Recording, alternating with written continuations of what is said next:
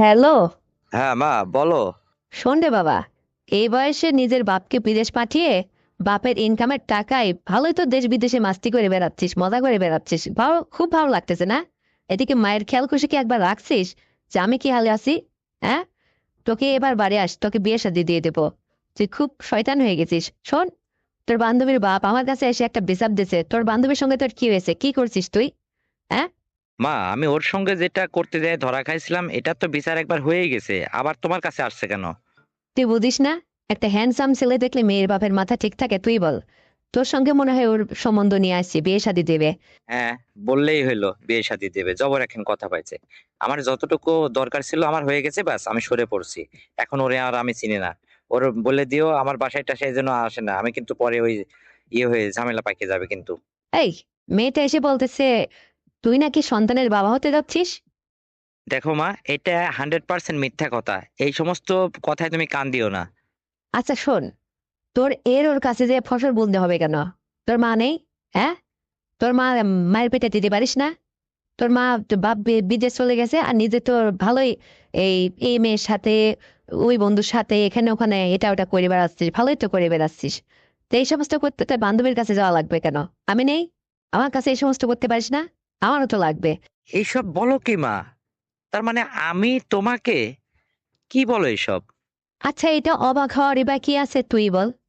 কারণ দেখ, তোর বাবার 2টা বছর বিদেশ আছে, আর তোর মতো এরকম একটা জোয়ান মুদ্রা ছেলে থাকতে তোর মায়ের এত কষ্ট।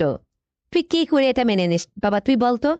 তুই ওই মেয়ের পেটে এটা করতে যাস, ওই মেয়ের সঙ্গে এটা করতে যাস, অমুকের বাপে দরবার নিয়ে আসে, বেচার নিয়ে আসে। তুই ওখানে যাস বন্ধু বান্ধবের সঙ্গে অগাধ টাকা পয়সা খরচ করছিস, অনেক বিলাসটা করে বেড়াচ্ছিস, কিন্তু তো আমি কি করছি তাই বল। আমারও তো কোনো কিছু দরকার হয়, তুই কি এদিকে খেয়াল করছিস? তোর মাই কি কম? তোর মা তো সুন্দরী, জোয়ার মধ্যে কোনো অংশ কোনো কিছুতে কম না। তাহলে তোর বাইরে যায় এই সমস্ত করা লাগবে কেন? তাহলে মা তুমি বলে দাও আমি কি করব। তুই কি করবি মানে, তুই কি এখনো বুঝিস না? আমি কি তোকে এখনো আমার কথা ভেঙে চুরে এত কিছু বললাম, তারপরেও বুঝিস না যে তুই কি করবি? কিন্তু মা, বুঝলাম, কিন্তু এইটা করতে যায় যদি তোমার পেটে কোনো কিছু মানে হয় টয়, তাহলে তখন কি করবা তুমি? বাবার কাছে কি জবাব দিবা? ওরে বাবা, তোর বাবার কাছে সেটা যা বলা লাগে, যা করতে হয়, এটা আমি ম্যানেজ করব। এই দায়িত্বটা তোর না। তুই শুধু তোর বাবা যতদিন বাইরে থেকে না আসে, আমি এতদিন দেখ অনাহারে আছে, আমাকে তোর চালাতে হবে। কি করে চালাবি, কি করে কি করবি, এটা আমি জানি না, এটা তুই বুঝিস। তুই আমাকে এখন থেকে ওই ঠিকঠাক মতো এটা দে। দেখ, বাইরে কোনো মেয়ের কাছে যাবি না, কোনো মেয়ের বিচারও আমি নিতে পারবো না।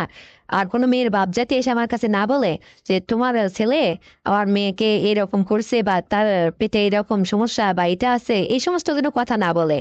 তুই এখন থেকে মানে যা কিছু করতে হয় আমার সঙ্গে কর।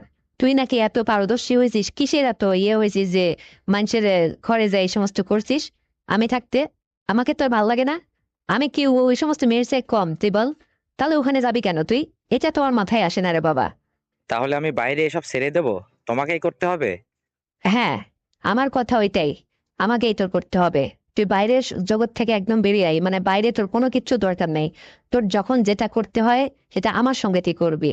এই কথা, তাহলে বাইরে কোনো বিচার আচারও আসবে না। আর তোর মারও হবে। তোর মা একটু সুখে থাক, ভালোভাবে দিনকাল যাক, তোর মায়ের ইজ্জত বজায় থাক, মান সম্মান বজায় থাক, এটা তুই চাস না?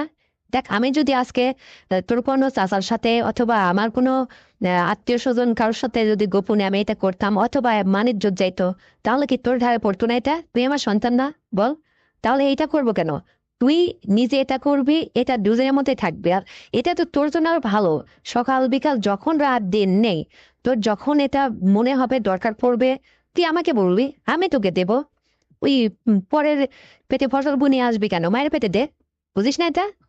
আচ্ছা মা, তা নয় করা যাবে, সমস্যা নেই। কিন্তু তোমার বাড়িতে যে মেয়ে রাখছো, ঘর জামাই রাখছো, তো ওরা থাকলে তো আমাদের সমস্যা হবে, ওদের কি করবা? ওরে বাবা, ওদের টেনশন তোর করা লাগবে না। যে তোর ওই দোলাভারির চাকরি তো ট্রান্সফার হয়েছে, ওরা অন্য জায়গায় পোস্টিং হয়েছে, চলে যাবে এই মাসের শেষেই।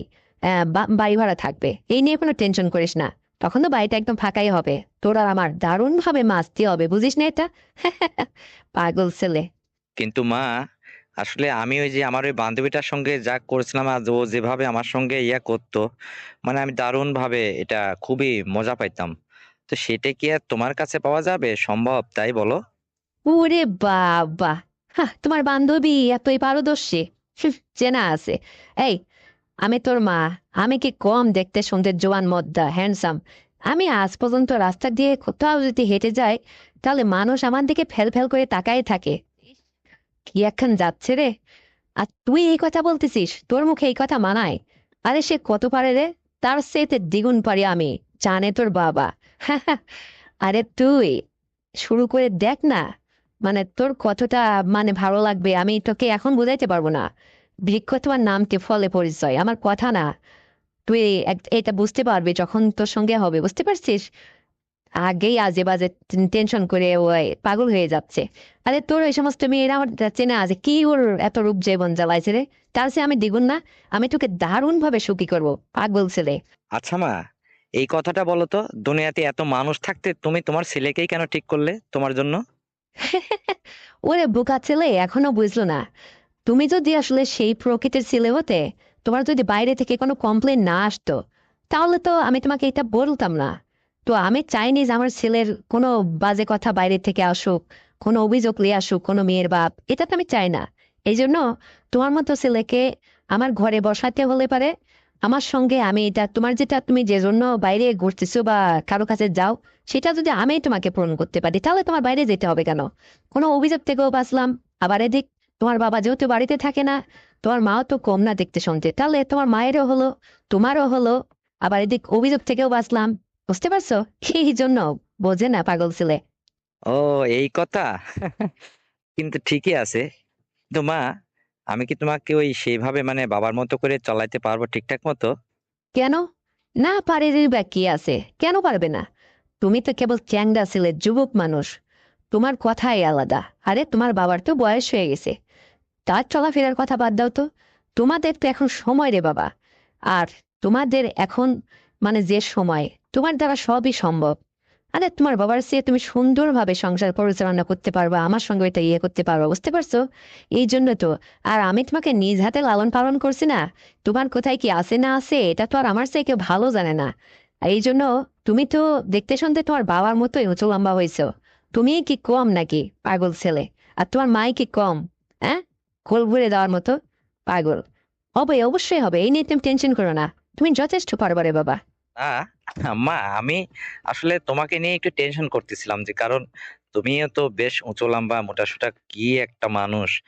আর আমার বান্ধবীরা তো আর ওই রকম না, তারা হ্যাংলা পাতলা, তাদের সাথে আসলে আমার যায়, কিন্তু তোমার সাথে কি করে সেটা বলছে আর কি। ওরে পাগল ছেলে, সব মানুষ ওই একই, বুঝতে পারছিস? তোকে আরো খুলে বলবো, আর কিছু বোঝাইতে হবে না। ওই হ্যাংলা পাতলা মানুষও যা, ওই মোটা মানুষও তাই, শুধু দেখতে একটু ভিন্ন, তাছাড়া সব ওই একই রকম পাগল ছেলে। তুই একটা বার দেখ না, তারপরে বুঝবি। আরে তুই তুই নিজে মুখেই তখন বলবি যে মা, আসলেই তো, মানে আমি যখন যেখানে জীবনে গেছি না গেছি, তোমার মতো আমাকে কেউ খুশি করতেই পারিনি। তুই বলবি তখন।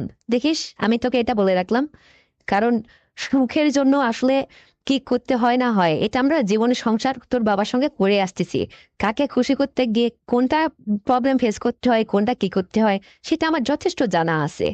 আর একটা অবিবাহিত মেয়ের তো আর ওগুলো অত জানা নেই। তুই জন্য বলতেছি, মজাটা তুই বেশি পাবি, সুখী তুই বেশি হবি মায়ের কাছ থেকে, বুঝতে পারছিস? তুই একবার ট্রাই করে দেখ না, তোর যে কতটা ভালো লাগবে, তখন তুই বুঝবি। এখন তো তোকে আমি বুঝাইতে পারবো না মুখে কথা বলে, বুঝতে পারলি? হ্যাঁ, বুঝলাম।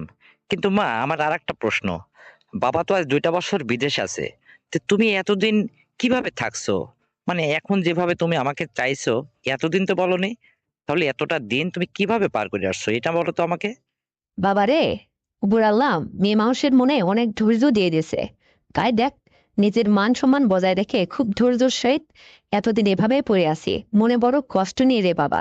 কিন্তু এখন আমি দেখছি তুই সাবালক হয়ে উঠছিস, বড় হয়ে উঠছিস, তুই এদিক সেদিক এখন যাওয়া ধরছিস। মেয়ের বাবারা বিভিন্ন রকম আজকাল এই অভিযোগ নিয়ে আসে আমার কাছে।